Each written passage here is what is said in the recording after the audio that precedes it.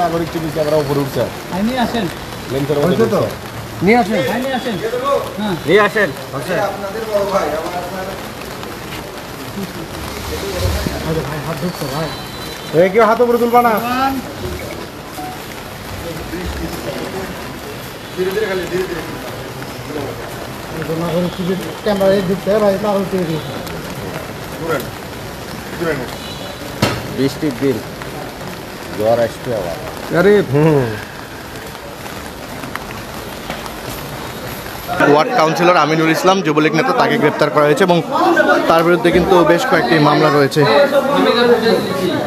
আমরা যতটুকু জানতে পেরেছি যে আমিনুল ইসলামের বিরুদ্ধে বগুড়া সদর থানায় বিএনপির তৎকালীন সাধারণ সম্পাদক অ্যাডভোকেট মাহবুবুর রহমান শাহীন হত্যাকাণ্ড ছাড়াও অপহরণ, চাঁদাবাজি, মারামারি, বিস্ফোরণ ও দুর্নীতি দমন কমিশনের মামলাসহ মোট 21টিরও বেশি মামলা তদন্তাধীন রয়েছে এবং আদালতে বিচারাধীন রয়েছে। তাকে কিন্তু কিছুক্ষণের মধ্যে আদালতে প্রেরণ করা হবে বলে আমরা যতটুকু জানতে পেরেছি।